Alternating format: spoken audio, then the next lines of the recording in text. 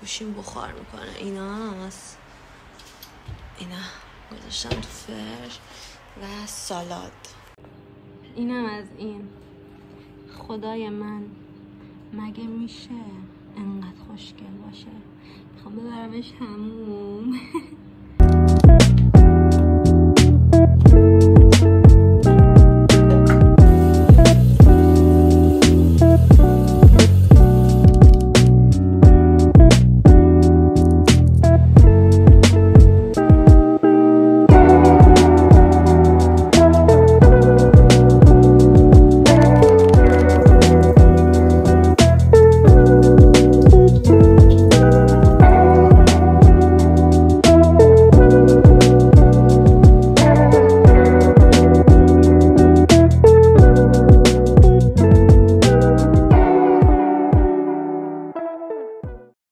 خب بچه من الان دارم میرم آیدی کارتم رو تمدید کنم.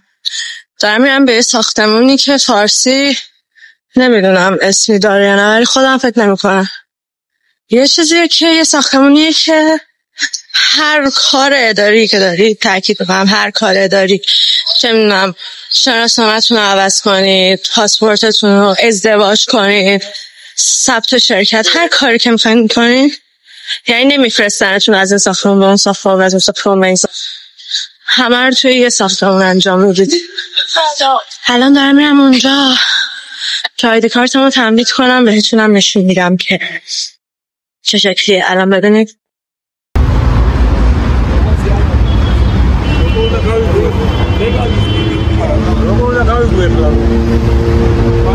اینجاست.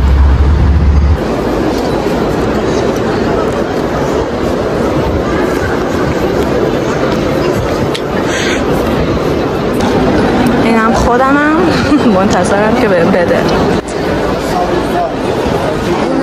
همه طرفش میتونم.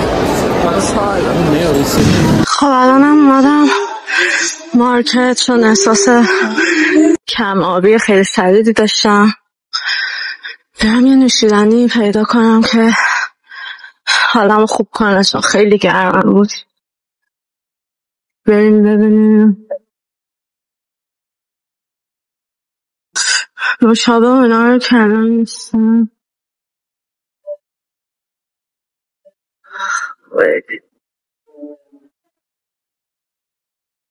اینا رو خوب میاد. این فکر کنم خوب باشه.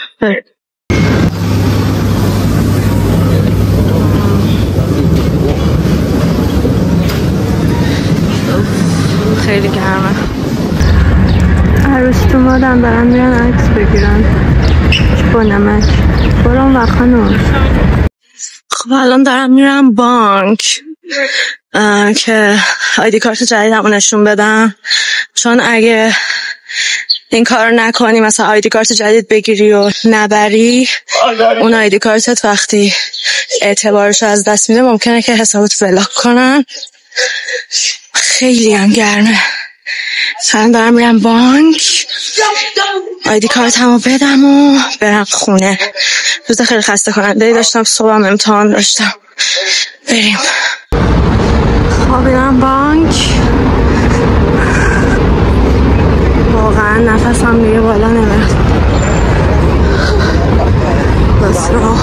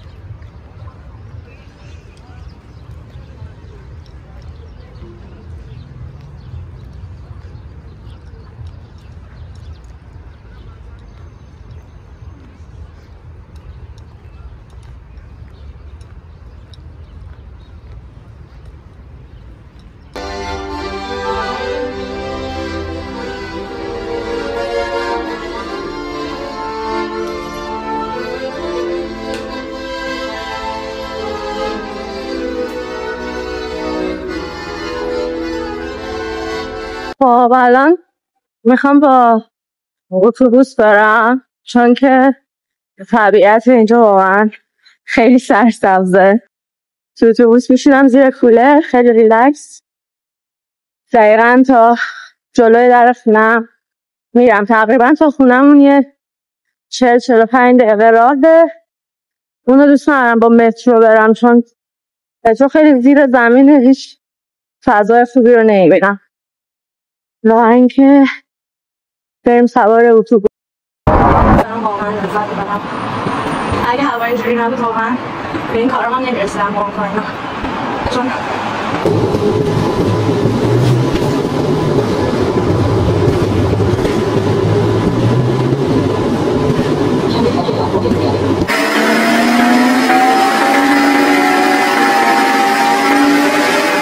اینم شاممونه، سیب زمینی آبپزه با تخم مرغ و شوید و پیاز. داریم اینجوری مثلثی مثل سمبوسه میذاریمش تو سینی فر، بذاریمش تو فر عطباریش کنیم. اینا الان گوشیم بخار میکنه. اینا گذاشتم تو فر و سالاد.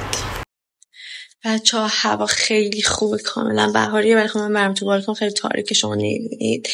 الانم اون سمبوسه هایی که حالت سمبوسه هست ولی تو سمبوسه نیست اونا رو گذاشتم تو فر، سالادم دارم درست میکنم بهتون نشون میدم. اینم از شاممون.